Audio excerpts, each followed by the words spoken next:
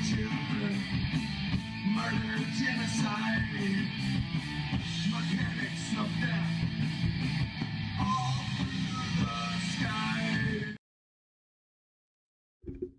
Good evening, ladies and gentlemen, feds and degenerates, cuckolds of all ages. It's that time once again. It's time for Mild's Culture Plate. I am your host, Mild Kevin Miles, and it is Saturday, October 5th, 2024. And we have an interesting show for you folks today. Welcome, everybody. Welcome.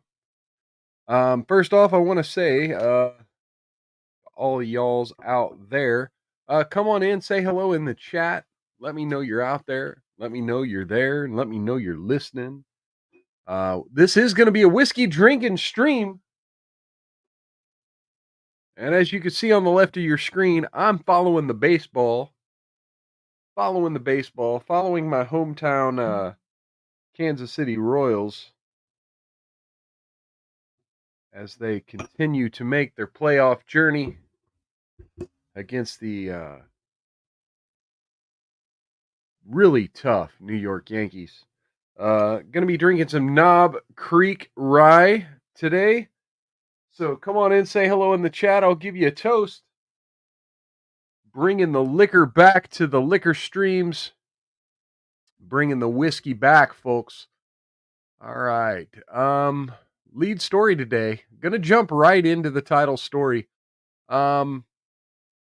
We've got this from NBC Charlotte, WCNC,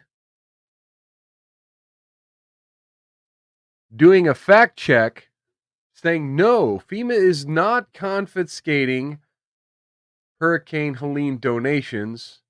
No donations will be blocked for Western North Carolina or any disaster site. Thousands still needing help in Western North Carolina after Helene. We're seeing a lot of claims on social media that the government is not helping and that FEMA is blocking donations. And then they say, false. Our sources, FEMA, Tennessee Emergency Management, and North Carolina Governor's Office. On the phone, they told us all supplies are welcome. Yeah.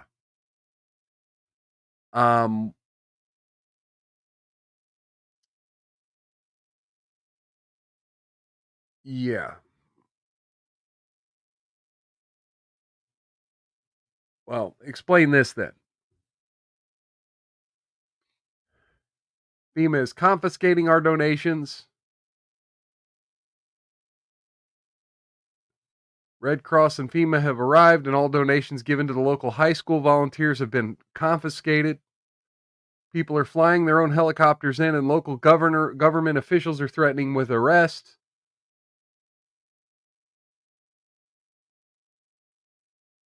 Another citizen confirms he's been told not to help hurricane victims by Harris admin.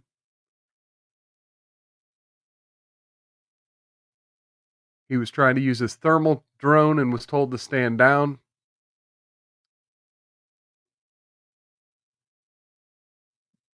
Pipe repairs, was told no.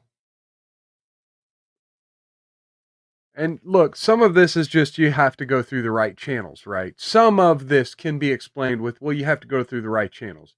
You can't just fly in a drone when you do have a lot of helicopter traffic, when you do have a lot of government traffic, a lot of government things happening. Yeah, see, do not fly your drone near or around the rescue and recovery efforts. You might interfere with operations on the ground. So I do get that. But let's be honest here. That's not the whole story. That's not the whole story. Where did that go? Oh no, did I just close? I just closed. Shit.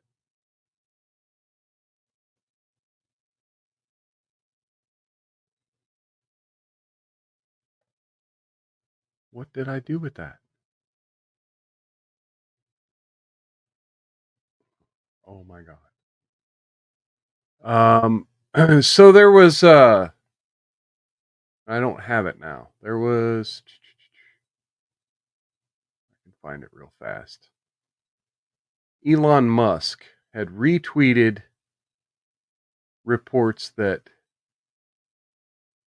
yeah, here we go. Share screen. SpaceX engineers are trying to deliver Starlink terminals and supplies to the devastated areas in North Carolina right now, and FEMA is both failing to help and won't let others help. This is unconstitutional. They just took this video a few hours ago where you could see the level of devastation: roads, houses, electricity, water supply, and ground internet connections completely destroyed. FEMA wouldn't let them land to deliver critical supplies, and my blood is boiling. So you can see them flying over. They wanted to land, I think there. I don't know. There's a picture of it somewhere. Ed Krasenstein replied saying, "Oh, was he trying to land in unsafe areas?" And then Elon Musk literally circled the landing pad in the video. It was pretty funny. So yeah, you have that going on, and then of course your mainstream media reports this because Pete Buttigieg actually replied to Elon Musk and was claiming it was fake. And so you got the mainstream media carrying the bag for Transportation Secretary Pete Buttigieg, which I don't understand why the Transportation Secretary is running interference for FEMA, or why the Transportation Secretary is running interference for the FAA. He's essentially being a mouthpiece of the Biden administration at this point. Who's running our government? Why isn't the president getting involved? Department of Transportation Secretary Pete Buttigieg called out tech giant Elon Musk on Friday for making false claims about the federal government blocking flights with deliveries for Hurricane Helene victims. Musk posted a screenshot of a conversation with a person who said the airspace had been shut down. He also posted the video of them flying around and being not let to land, and that the FAA was throttling flights. The level of belligerent government incompetence is staggering, Musk wrote to his followers. About an hour later, Buttigieg responded to his claims, which he noted were inaccurate. No one is shutting down the airspace, and FAA doesn't block legitimate rescue and recovery flights. Well, these aren't rescue and recovery flights. They are bringing in supplies. They are bringing in internet, and we'll get to that in a minute. Following their public conversation, Musk posted a message thanking Buttigieg for speaking with him offline. Thanks for the call. Hopefully, we can resolve this soon. Musk replied vaguely, leaving people to wonder about what transpired. Okay, so again, this isn't dismissing the claim. This is they came to an understanding. Musk is a staunch supporter of Trump and has poured millions into the Republican Party since 2022. Musk offered to provide Starlink internet service to Trump to boost his rescue efforts. Transportation Secretary has been on the ground working to facilitate recovery efforts in Tennessee. Now, Tennessee has had a lot of road closures and a lot of road destruction. I've seen a lot of things in the 4 years that I've had this job, but I've never seen anything like the devastation we're seeing from around the region, parts of Tennessee, North Carolina, really 6, 7 states facing this. Buttigieg said in an interview with 6 News, and your heart goes out to so many people, blah, blah, blah. Okay, so there we have it. We have the Hill. We have the mainstream media here running cover. And then, so here's the screenshot they were talking about. Received this text message 20 minutes ago. The level of belligerent government incompetence is staggering. So it says, hey, Elon, update here on the side of Asheville. We have powered up something. And then FEMA is both incompetent and stopping people from helping. How can I help? And then the person on the ground replied, it's true. They're now about to shut down the airspace to regulate the private choppers we're riding in to deliver Starlink and supplies. We're pushing back with Trump team as well to help us, but not looking good. We need help to get word out about FEMA. We spoke with Ivanka and handed her out Starlinks with her yesterday, but FEMA then showed up and started blocking us. The largest concern for us here is the FAA throttling flights for our choppers, where they're requiring to and from information and mission now to deliver a discrete code. Doing this take a long time and very cumbersome to the ops. This is largest concern and most help we could use, but I appreciate something. Okay. And then so Buttigieg said no one's shutting down the airspace, and FAA doesn't block legitimate rescue and recovery. Yeah, we saw that. And then, thanks for helping simplify the FAA NOTAM. Support flights are now underway. Much appreciated. And then he says, are you saying this man and many others are lying?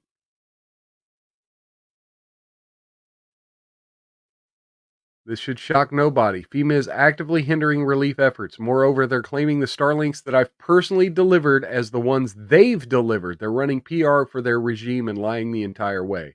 And I've seen a lot of videos. Now, again, I'm not going to get too much into the anecdotal.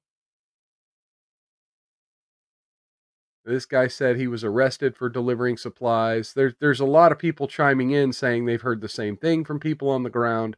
And again, I'm trying not to get too much into the anecdotal. But yeah, essentially they're saying and then Musk said, thanks for the call. Hopefully we can resolve this soon. But before he said that, he said, there's hundreds of reports of FEMA and FAA blocking flights. This literally just happened. I'll follow you. Please DM me the number to call. Still waiting. The helicopter's trying to land. What's the number to call? And then here's the Brian Krasenstein. Are they trying to land in an unsafe location? No. And then, yeah, he circled it on the video. We tried to land here, and the law enforcement here waved us off. Purple circle is the officer that sits there to wave us off. We had food, water, and Starlinks in hand. They said today we will just force them to take supplies and just land. Keep you posted. And so, yes, some of it's about communication, but let's be honest. You're communicating with people who don't really have the capability to communicate. You know, this is one of the reasons Elon wants to bring Starlink to the area is a lot of cell phone towers are knocked out. A lot of people are without power. Landlines are down. I mean, they're having widespread outages. And then you have this. Then you have this loveliness. This is a video from FEMA. This is a video from FEMA. So you had a controversy the other day when Kamala Harris came out and said that essentially the emergency funds that were going to be sent to people were $750 checks for emergency food and groceries. Since then, FEMA keeps coming out and fact checking that no, that's just the grocery stipend and that people will actually get aid, but they have to apply for it. And here's the gentleman from FEMA telling you exactly how you can reach out to FEMA for help. Hi, I'm Marty, and I'm with FEMA. And I'm here to talk to you about the assistance that you can receive from FEMA. There's been a lot of talk about the $750 as your initial assistance. Well, that $750 is to help you with food and water and your essential needs right now. But it doesn't mean that that's your total assistance through FEMA. After you receive that assistance, we ask you to apply and also receive longer-term assistance like housing needs, home repair, and other things that are going to help you with your long-term recovery. Where's the but? Here comes the but. How do you apply? There are 3 ways. disasterassistance.gov, or you can go to our FEMA app, and by calling 1-800-621-3362. So yeah, after they stopped Elon Musk's Starlinks from being distributed, they want you to use your phone to apply for assistance. When again, cell towers are down, there are power outages. How the hell can you even watch this video? Much less know to go to some stupid website or download their app to get relief. And this is what they're saying is they're saying, no, the people haven't applied for the relief. Like, the relief will be there if people apply for it. Well, we'll get into that too. Let's go ahead and bring that down. Let's see, where is that?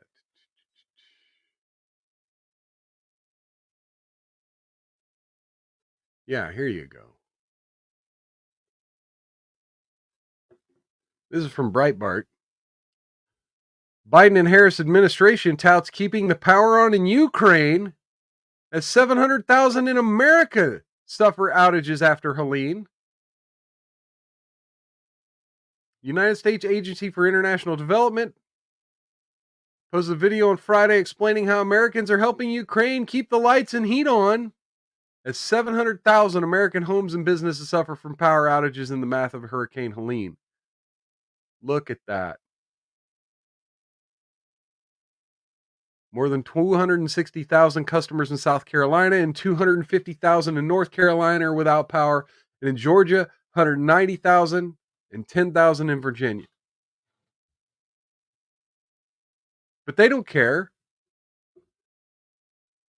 If you want help, you got to go to their app, even though you don't have power.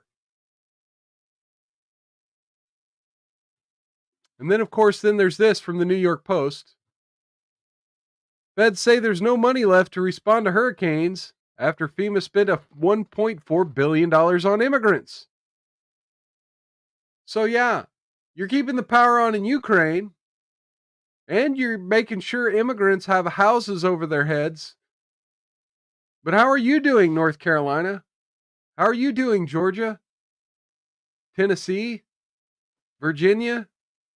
South Carolina? You doing all right down there? No, of course not. Because your federal government doesn't care about you. Homeland Security Alejandro Mayorkas set off outrage Wednesday when he told reporters that FEMA does not have the funds to see Americans through the rest of hurricane season. After the agency spent more than $1.4 billion since the fall of 2022 to address the migrant crisis, we're meeting the immediate needs with the money we have, he said in a press conference. We're expecting another hurricane hitting, which, by the way, there's two of them off the coast right now, two tropical storms that are gaining power. One's expected to miss the continental U.S. The other one is expected to make landfall.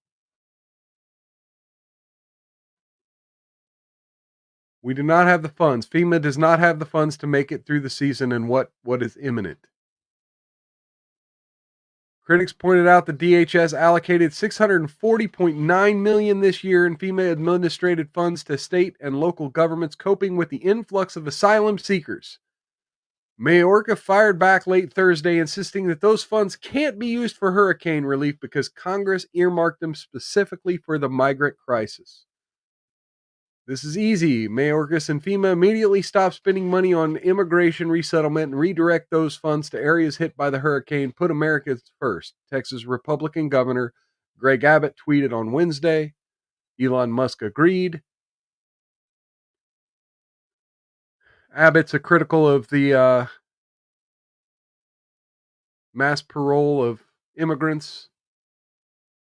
1.4 million has been committed from FEMA administrative programs to support non-federal entities that are taking care of migrants.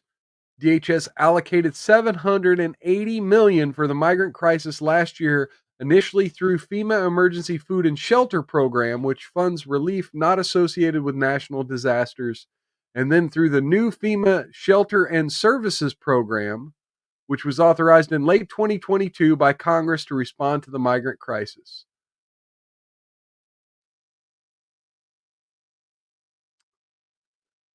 The $640.9 million spent this year comes solely from the Shelter and Services Program. These claims are completely false, DHS said in a statement to Fox News following the public Republican outcry.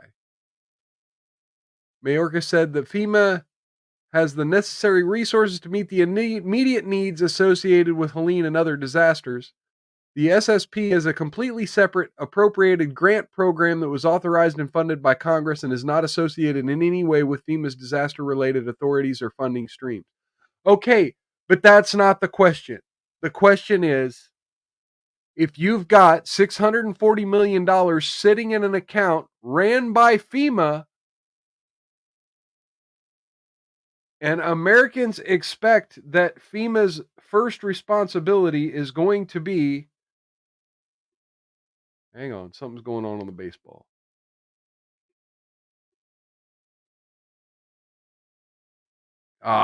Two-run homer. Two-run homer by New York. Dang it. Royals had a lead there for a minute. Sorry. Yeah.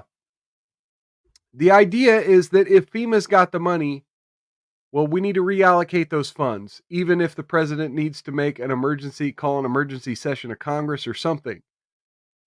The fact that we're now almost a week out from Hurricane Helene, And our federal government is still tying up the money. Now, Mayorkas said there's enough to take care of this hurricane, but then the next one might be a problem. Okay, we'll call Congress into session first thing tomorrow morning, or Monday morning, rather. Get them to change whatever this bill was in late 2022 for the shelter and services program. Get them to make that more flexible to be used for actual emergency relief. Because that's FEMA's primary responsibility, the American people, is emergency relief. And as much of an emergency as this border crisis is, right? Putting these migrants up in houses isn't the answer. And spending, how much was that again? $640 million on it. When we got hurricanes that we know are about to hit landfall. It is unclear if federal officials have the power to redirect migrant-focused funds to natural disaster victims. Original program which migrant funds flowed aimed to alleviate homelessness. 1983 legislation setting up the Emergency Food and Shelter Program and calling for projects and activities in civil jurisdictions with high unemployment or labor surplus areas or in political units or pockets of poverty. 2022 funding bill authorizing the split-off program for spending on migrants vaguely described the purpose as, quote, providing shelter and other services to families and individuals encountered by the Department of Homeland Security. A relatively paltry $4 million has been paid directly to families and individuals in the week since the Hurricane Helene ravaged the Southeast, killing at least 202 people and causing severe flood damage from Florida and North Carolina. Those funds are from a $10 million FEMA allocation that allows storm victims grants of $750 for groceries.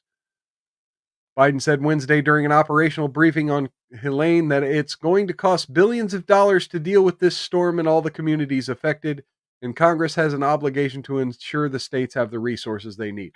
So, yeah, instead of redirecting the funds from the migrants to the people, we're just going to borrow more, essentially. The administration took more than $1 billion that had been allocated to FEMA for disaster relief and used it to house illegal aliens, fumed Jim Jordan. Now they've abandoned American hurricane victims in North Carolina, Georgia, Florida, South Carolina, and Tennessee. Well, I think that's slightly incorrect. I think that can be fact checked and say, hey, well, no, Congress didn't do its due diligence to make sure that that money can be used by FEMA for the things FEMA needs. Tim Burchett of Tennessee, whose district neighbors the disaster zone, tweeted, FEMA spending over $1 billion on illegals while they leave Americans stranded and without help is treasonous. U.S. citizens are dying. Pray for our country, folks.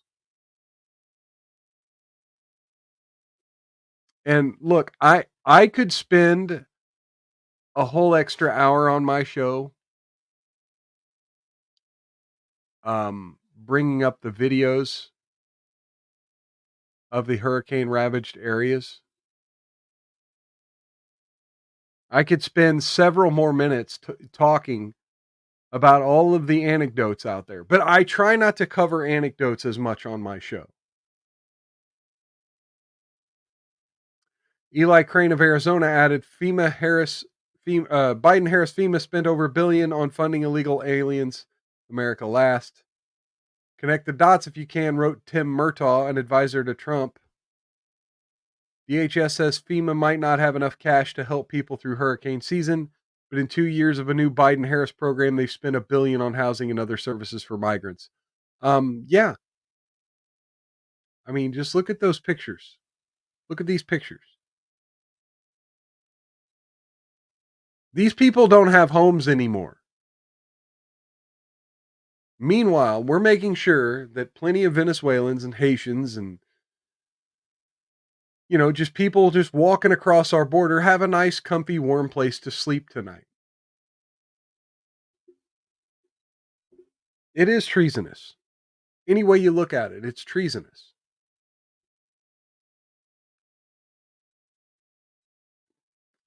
And if you take a conservative viewpoint on it, well, you're just a bigot, right? You're just hateful. You just have no empathy or sympathy for the suffering of humans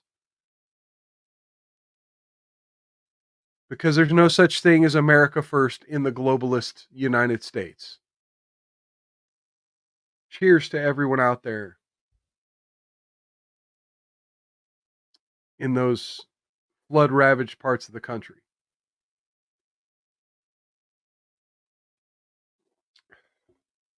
You know, there are a lot of conspiracy theories around the hurricane. I see that Marjorie Taylor Greene's getting some shit for talking about weather modification and whether or not this rash of severe weather is intentional, potentially caused by America's enemies. Now, I'm not going that far, but stranger things have happened.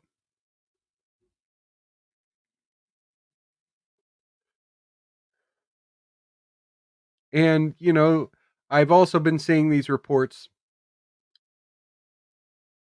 that there's that quartz mine.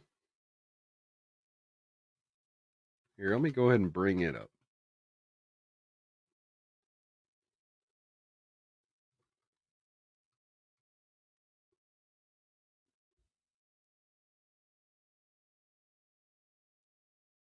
This is a Washington Examiner by way of Microsoft homepage here. Helene shutters critical quartz mine threatening semiconductor industry. Operations at the crucial facility for the semiconductor industry in North Carolina. Wow, the whiskey's working out real good for me, isn't it? In North Carolina have now been stopped for 5 days as the state recovers from the remnants of Hurricane Helene over the weekend. The mines located in Spruce Pine, North Carolina, northeast of Asheville, are home to some of the purest quartz, which is a critical input in semiconductor production. While quartz mines can be found across the world, geologists and researchers have said nothing truly rivals the quality of the materials found in North Carolina. Sabelco owns the largest mine in the area. The company confirmed to News and Observer on Monday that its facility has been closed since Thursday when the hurricane first touched down in Florida. Helene swiftly weakened to a post-tropical cyclone. It wreaked havoc across Florida, Georgia, Carolinas, and East Tennessee. Blah, blah, blah. Anyway, there's one road going to this mine in Spruce Pine, California.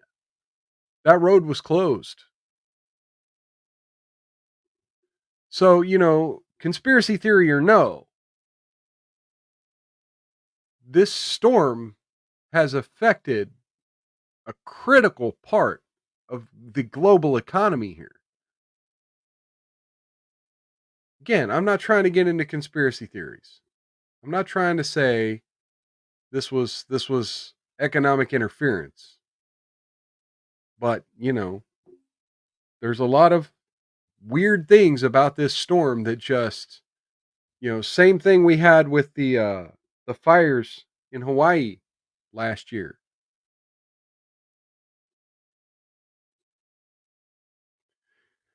Anyway, let's move on from the hurricane. Again, my heart goes out to everyone who's still dealing with the suffering and devastation and loss of human life, of the ability to live life. And I definitely hope that those regions, Georgia, North Carolina, Tennessee, South Carolina, I hope you build back better and not in a Joe Biden build back better way. Because essentially, with the reports that FEMA is confiscating donations, we're also seeing a bunch of anecdotal reports that they're being told that the government will be confiscating some of the land. I don't know how much truth there is to that. We will have to keep our eyes open. Keep paying attention, just like we've been paying attention. A few of us have been paying attention to what's going on. Now, I probably should be reporting more on some of the shady stuff that happened in the wake of Hawaii, with the real estate being essentially handed over. But enough people reported on that I didn't think it was, we get into weirder news on this show.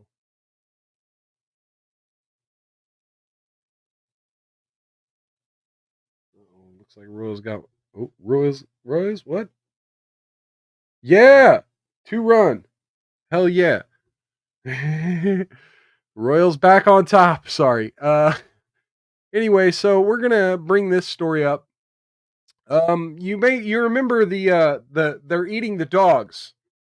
They're eating the cats. You remember that from the debate, right?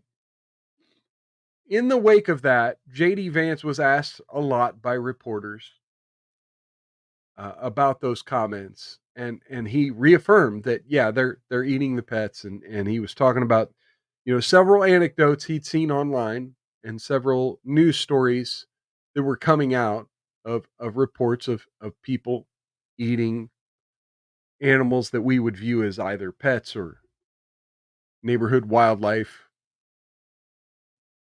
geese, etc. And there was a like a charges brought by a group of Haitian activists in Springfield, Ohio. And there has now been a ruling in that case. This is from Newsweek. Donald Trump and JD Vance get a ruling from Ohio judges.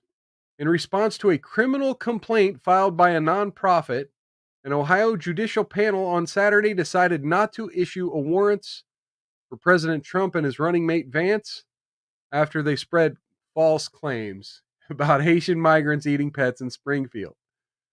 During his debate against President Harris, the Democratic presidential nominee last month, Trump, the GOP nominee, repeated a claim that Haitian migrants in Springfield were, quote, eating the pets. Vance has also spread the false claim. Meanwhile, ABC News moderator David Muir fact-checked Trump during the debate. Springfield authorities have repeatedly denied such claims. You see, Newsweek, this is my problem with the mainstream media. You call them claims, right? Which would assume they're proven or unproven or whatever. And then you say authorities have denied, right? You're not posting any actual proof that it's not happening. You're making the claim that they're false, but again, like the earlier with the FEMA thing. Oh, we called them and said they said it wasn't happening on the phone. Meanwhile, you have eyewitnesses saying, I've seen this. And granted, that's anecdotal. You can't run with it as proof, but this is anecdotal also. I spoke with someone from the government on the phone, or someone from the government has denied it. That doesn't mean it didn't happen. These claims, see, I'm going to eliminate the word false here. These claims have threatened the safety of not only Springfield's Haitian community, but an entire city. Bomb threats were made in Springfield following the false claim, leading to the closures of schools and municipal buildings.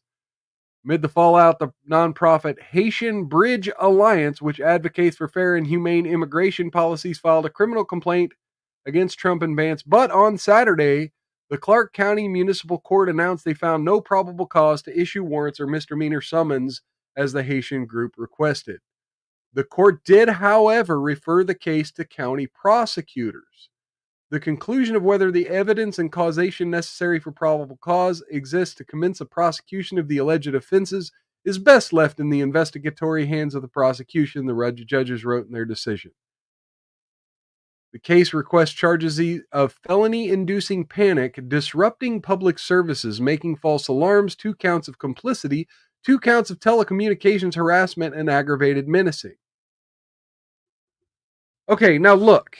If you can find out who made the bomb threats, charge them with these things. But I don't think you can apply that to the First Amendment rights of the soon-to-be president and vice president. I don't think you could apply those to these 2 gentlemen. These 2 gentlemen are literally just commenting on a newsworthy story that had been spread by other people, just as I'm doing now. I make no claims on this show. I want to throw this disclaimer out as often and as many times as I possibly can. I make no claims on this show. The claims I make on this show, the analysis is purely everything you hear on this show is purely from a media analysis viewpoint. I do not make determinations of fact. Do not take anything I say on this show as legal advice, personal advice. Do not base your life on what I tell you on this show. I don't tell you what to think. I tell you how to think.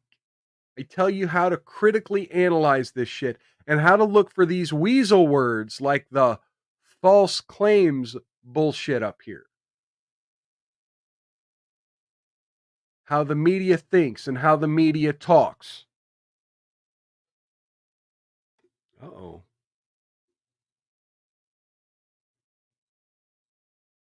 Royals got 2 on. 2 on, 2 outs.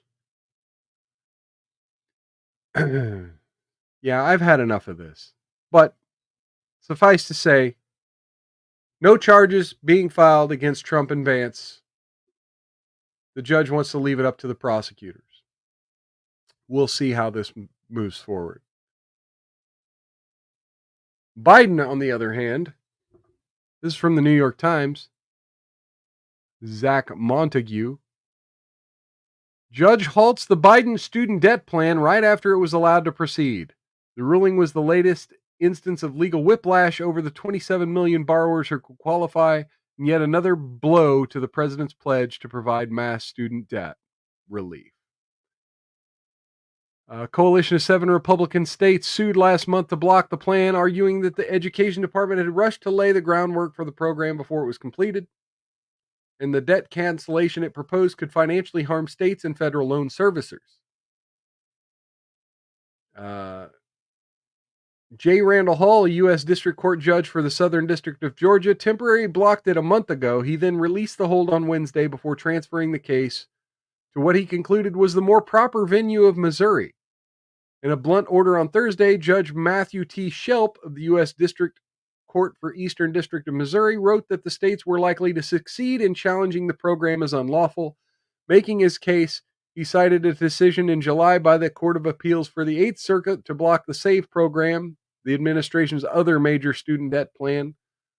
Letting the hold on the program expire now, Judge Shelp reasoned, could open the door for the Education Department to cancel significant amounts of debt that could be difficult to collect later if the courts found the program unlawful, so he put the hold back in place. So there you go. Biden trying to buy your vote has failed. Has officially failed. Now, granted, they could appeal to higher appeals courts. We could see where this goes. Oh, hey, we got Demon's Wrath a couple minutes ago over on Rumble. Cheers. Media should do their thinking from the bottom of the ocean. Good seeing you, brother.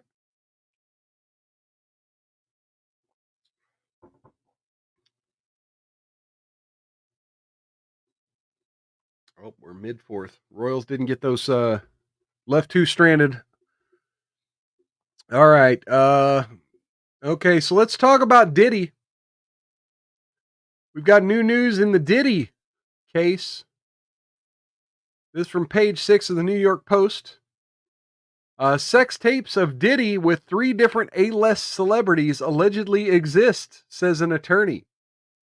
Attorney Ariel Mitchell Kidd, who represented one of Combs' accusers, claims she's been told about the existence of 3 sex tapes featuring the disgraced mogul and 3 other celebs. The individuals who contacted me purported to have 3 different tapes with 3 different celebrities, including Diddy, and then a 4th celebrity with Diddy, but not in a compromising situation with someone, the lawyer claimed on News Nation's Banfield with host Laura Ingle on Friday.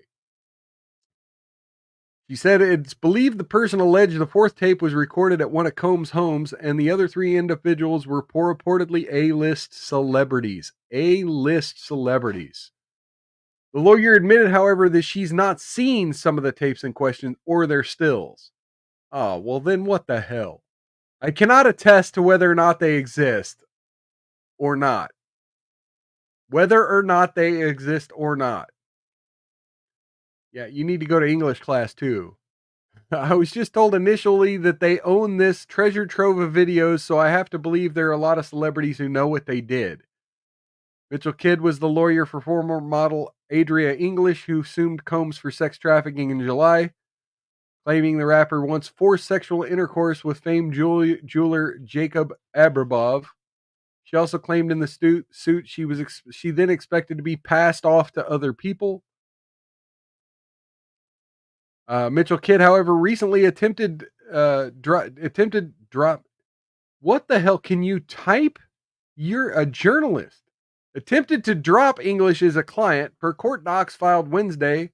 The lawyer cited a breakdown in attorney-client relationship and irreconcilable differences as why she wanted to stop representing English. Mitchell Kidd's most recent claims about there being multiple sex tapes seemingly corroborated by Homeland Security officer. The official who took part in the raids on Diddy's home back in March told the Post Friday, there are recognizable names in the footage we obtained, but I won't confirm any of their identities. It's more than just one. The officer would not confirm whether any of the names are A-listers, however. It's been widely reported that an explicit video containing a star even more profile than Combs is being shopped around. A source told the Post that the male celebrity is horrified over the situation, with an insider adding, it feels like a betrayal and a violation and it's causing a lot of issues. It brings up some disturbing and bad memories, the store's source continued. Feels like he was victimized years ago and is being victimized again. Page 6 reads out Combs' rep for comment, but did not hear back. And of course, he's denied any wrongdoing. And yeah, as we reported on the last show, attorney Tony Busby also claimed in a press conference that many powerful people are tied to Combs and the big names will shock the public. So there we go. There we go. More Diddy stuff. More Diddy stuff. Here's the thing. If there's anything that we've learned from the Diddy case is you got to treat your staff right. You got to treat your homies right. You got to treat your entourage right. And if you're into doing sex stuff or whatever, you still got to treat people right. You still got to understand you're working with humans. And here's one last story here from the New York Post of a stripper who's suing her workplace for denying her lunch break and stiffing her wages.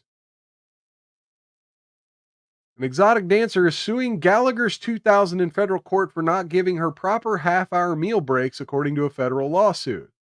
Rosanna Kissoon, 24, says the queen. Hang on, I got.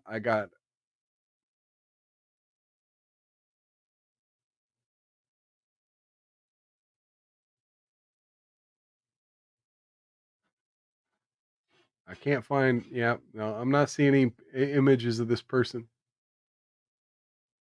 I was hoping we could find a Google image of this person.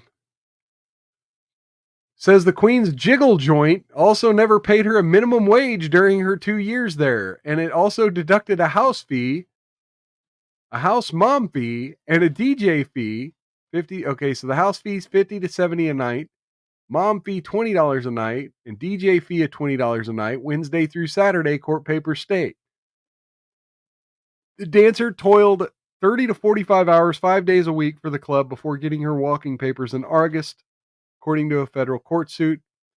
Part of her beef with Gallagher's is that she was not permitted an uninterrupted half hour. The 10,000 square foot, 3-story gentlemen's club boasts an Italian and Chinese buffet. Well, goddamn. I think I need to visit New York, man. Get some Italian food and a lap dance. You can build up quite an appetite pole dancing, according to experts who say 1 hour burns 300 calories. Ladies, look, there shouldn't be. We should not have the obesity crisis we have, if lap dancing and pole dancing burns 300 calories. I'm just kidding. I'm just kidding, ladies. I'm just kidding. You have to at least get minimum wage and they can't deduct anything from your pay, Raymond Nardo told the Post. Before you even get on stage, you have to pay a house fee. You don't pay the house fee, you don't pass go, you can't do anything, he said. The federal filing names Gallagher's 2000 co-owners, Robert Potenza and Butch Potenza, as defendants. Yeah, Bob and Butch. Bob and Butch. Really straightforward business owners here, folks. The suit seeks to recover unpaid wages and fees. Kissoon declined to comment. Gallagher's owners didn't return messages. A person who answered the phone at the club Friday said no comment. Judges have made it rain for strippers before. I see what you did there, New York Post. In 2015, the owners of Rick's Cabaret in Midtown avoided trial by agreeing to set aside $15 million to settle a class action lawsuit by strippers who claimed the Jiggle Joint wrongfully retained their tips and classified them as independent contractors, not in-house employees, to avoid paying minimum wage. So yeah, I mean, what are you going to do? What are you going to do? You really expected that to be, a good job? I'm curious what this person. Oh no, Royals are in trouble. Got runners at second and third, 2 outs. All right. Anyway, let's do the Love Does Admonish segment. We've been doing them on Wednesdays as well, but usually this is a Saturday segment. We do Love Does Admonish. For those of you new here, or those of you who aren't familiar with the Love Does Admonish segment, there's a YouTube channel out there called Love Don't Judge. And we like to watch episodes of this Love Don't Judge. Oh my God. This one might be a long one. Holy crap. Anyway, Love Don't Judge is a show where they talk about people in unique relationships who typically get online hate. And long story short, they're asking people not to judge them.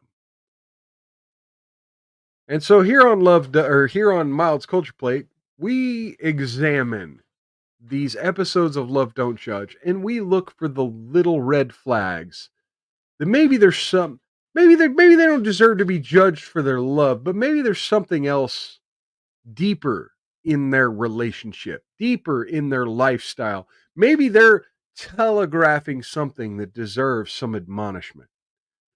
So with that, we've done a couple of these before, these little age difference ones. This one's going to be another age play one, but this is a long one. I hope it's a good one. I hope they don't just string this out and that it's boring.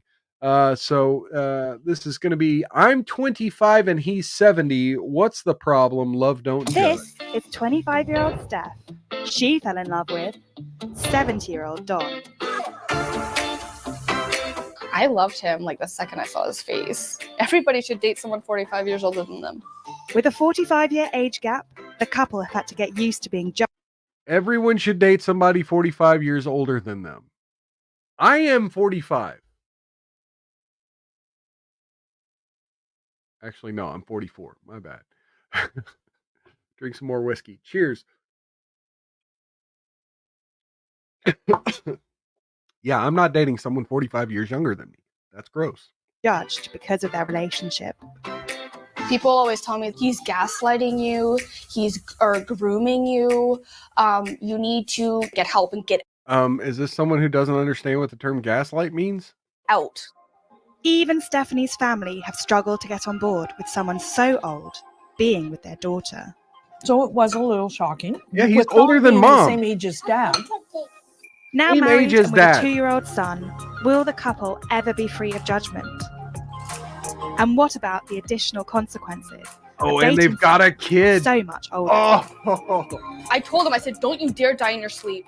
Oh, I'd be so mad. no. I'd be so mad. Oh, no. Don't do that to me. She's talking about him dying. Oh my God, Somebody they're told me married. that I was She's I was wearing the rushing rock. my folks. life by getting married so young and having kids so young. and they said that I was missing out on the things that I should be doing in my 20s. No. And it's like, what should I be doing? Like, who's to even say what that is, right?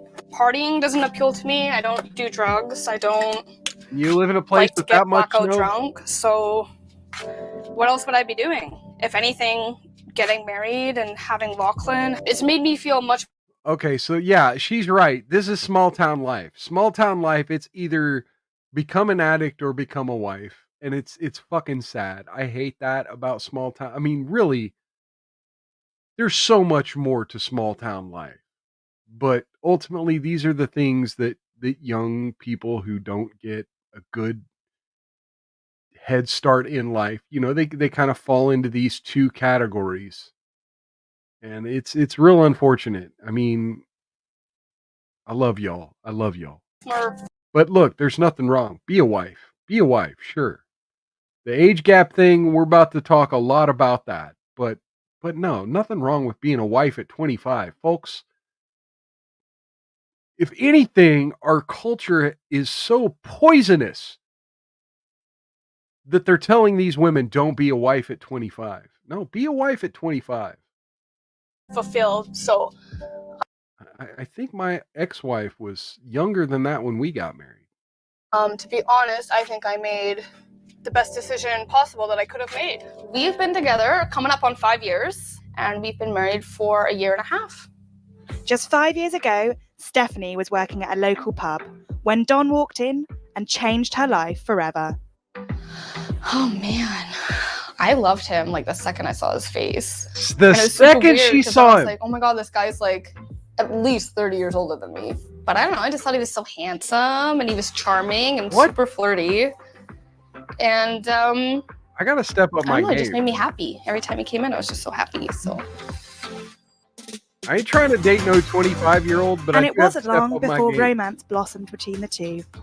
Yeah, I think it was a Friday night. We played some pool and we danced and Played some yeah, he pool. spent the night at my house.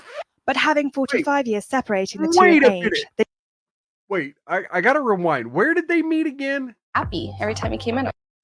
At least pub when Don walked in and She worked changed at her a life. pub. we She played some worked at a pool pub. and we danced and he spent the night at my house. But having 45 years separating the Well, two I in ain't trying to age, the date no news that they were bartender or dating waitress. came as quite a shock to Fuck many, that. especially those closest to Stephanie, who was just 20 years old at the time. My mom I was agree. not a fan at all. My dad was not a fan. Of course not. Of My course brother not. was absolutely not a fan as well. So nobody was really on Don's team. Your sister took it pretty good.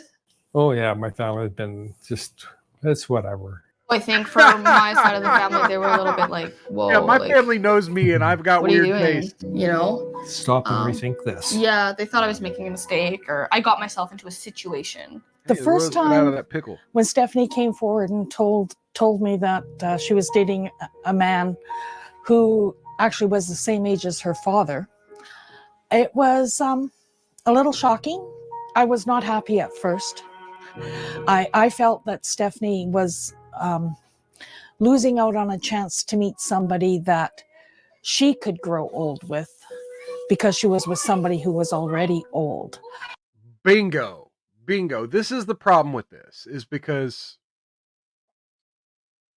he's got more years behind him than ahead of him.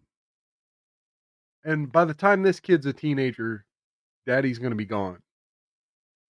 And you're going to be a single mom with a teenager. And you're going to need a community to help you.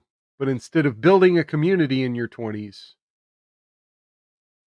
hopefully you've built a community with him. Like, hopefully he's got enough gas in him where, like, he can relive his 20s and y'all can, like, make some friends, but that's highly unlikely. Like, a bunch of 20-year-olds don't want some 70-year-old dude hanging around. Would you want to party? Now, Donald Trump, you party with Donald Trump, sure. But would you want to party with Joe Biden? Would you want to invite Joe Biden over to a party? Mommy will find you. Go hide, honey. What? You're allowed to. Well, I have to yell over top of him so you can hear me. He'll hear you. Don't worry. Oh god. Lockley. Never Oh, God. actually Oh told her god. not to date him, No. but she knew He didn't just from tell the her to very be beginning quiet just that to be I quiet. wasn't happy about it. Women shouldn't be so loud. As a couple are now fully committed into their relationship, their respective families are coming around to the match. So it was a little shocking. With Don being the same age as Dad, Yeah. it just seemed a little, A little like daddy issues? Yeah. right? So, I mean, it makes sense, but I mean, to be honest with you, when you said dating somebody older, you know, I would have thought 10 years older was older. Ouch. It was different once I met Dawn, and it was even more different once I saw the two of you together and how you interacted. Wow, the Royals offensive core just went 1, 2, 3 right out, man. Top of the fifth. So now it's going to the bottom of the fifth. one friend said I was going through a phase. She's like, don't worry, she's going through a phase. It'll give it a couple months, she'll be over it. And it's also one of those It's a situations, I phase. think, that I would say in a way, you know, it's always easy to sit back and judge when you're not involved in a situation or you Yes. don't know the situation, right? It is easy to judge. The unfortunate thing is that I guess I felt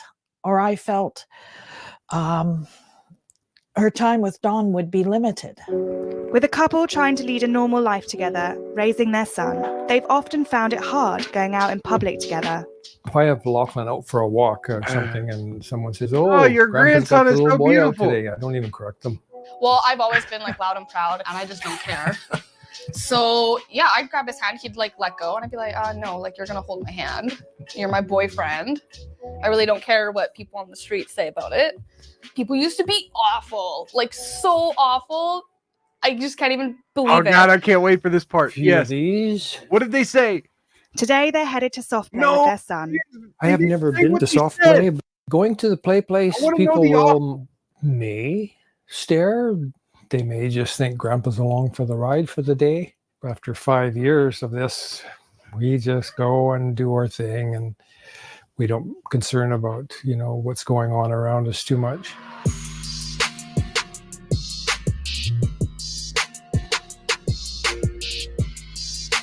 Oh, see, he even drives. Are you excited, Lucky Roo? Energy Plex. Okay, fine. They're going to the Energy Plex. Good job. It's heavy. Bring it out, baby. If Lachlan's having fun, we're having fun. And I don't even notice if there's other people around us or... Like, I used to look for them and be like, oh, is someone staring? Who's staring? See how far you can throw it, honey? Throw it really far. You know, when I was polyamorous, I used to pay attention to who was staring at me and my two ladies. But ultimately, we didn't do a lot of PDA, so you really had to be focusing to notice. Sometimes I like to call them out on it, and I'm like, did you have a question? I've noticed you've been staring at me for 25 minutes. And they never do. They never say anything, so I don't know. My first impressions were that it was a grandfather with his they're asking daughter and random people grandchild. to hate on him. If she was in love, See, again, I'm gonna call bullshit for Love Don't Judge here. Right? She said people were nasty to her, but she didn't say how. Like, they never elaborated. And then they do this stunt where they go out in public and then they pull some random old woman aside and be like, what did you think? You got some hateful things to say about them? Like, here, come be a hater for us. We need a representation of a hater on the show. love and happy, and he treated her the way that she should be treated, that's good.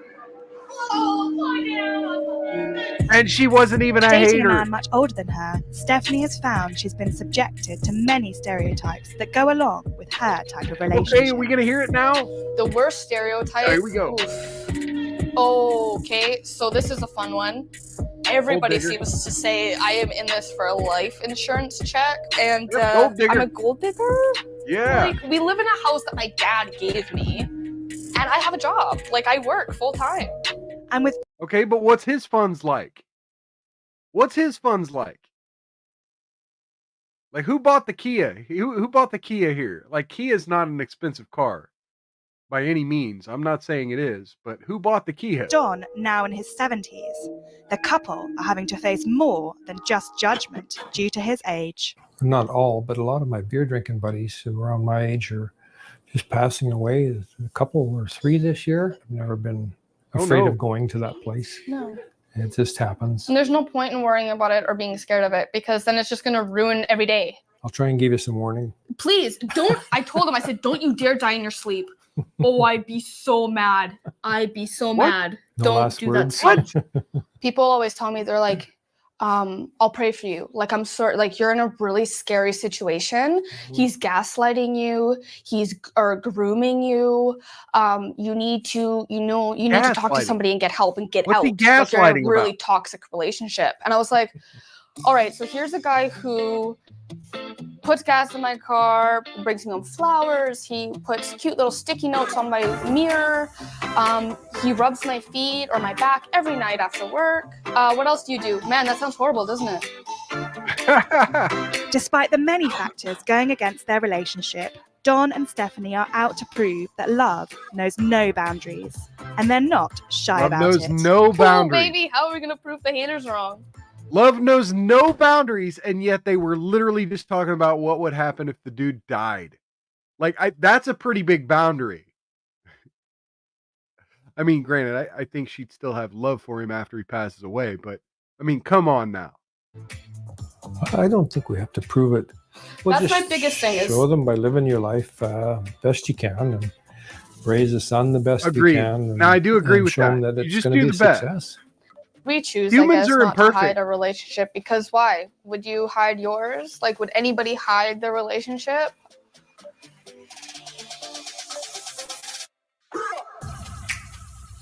Yeah, this is Try Hard Content by Love Don't Judge. I'm going to call it Try Hard Content. Yeah, I mean, it's weird. It's fucking weird. Like, what was she, a waitress or bartender? They never really said, but, falling in love with some dude at the bar, some old dude. They said it was 5 years in, so he was 65 at the time, and she was, what, 20? A 20-year-old fall in love with a 65-year-old at the bar? Seems weird. It's definitely not, like, it would be enough red flags for me to be like, yeah, I don't know if this is going to last. But love is love. You can't pick when you're going to fall in love, right? I met my ex-wife literally on a weekend party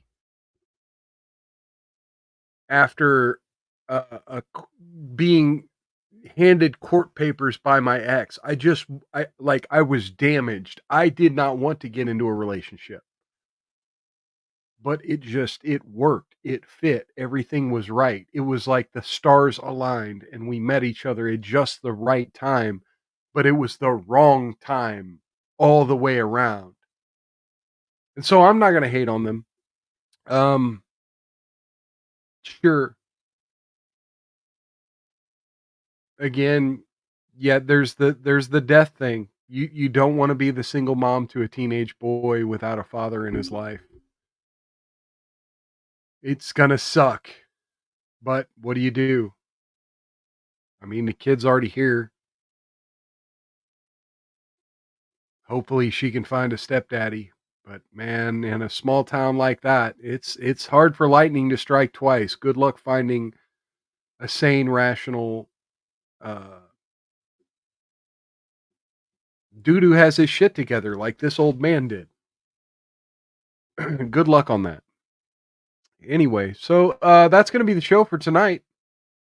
Once again, I want to thank everybody for coming. Big thank you for Demon's Wrath for the only comment made during the show tonight. And cheers and thanks for coming by. I do see we've got quite a few views over there on YouTube and Rumble, so cheers to everyone lurking. And now I'm out of whiskey. So to all you watching on demand later, cheers with my water. And again, I'm hoping that these Kansas City Royals can hold on to this 2-3 lead, 3-2 lead here against the New York Yankees. And yeah, folks, on your way out the door, please click that thumbs up button. Please feel free to share this across all your social media if you would like.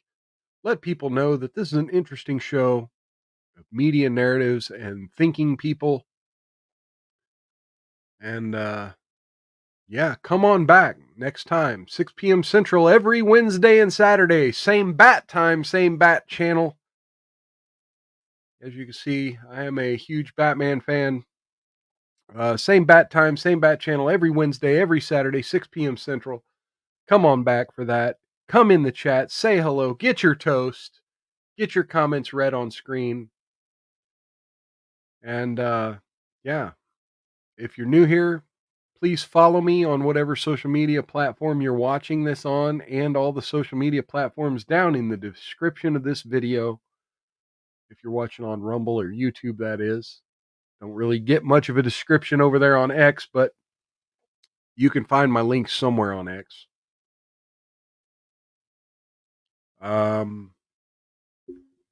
Till next time, folks. Take care of yourselves and each other. Outlast the haters. Don't get any on you. And if you do, don't let FEMA stop you from rubbing it in real good. Have a good weekend, everybody. Good night.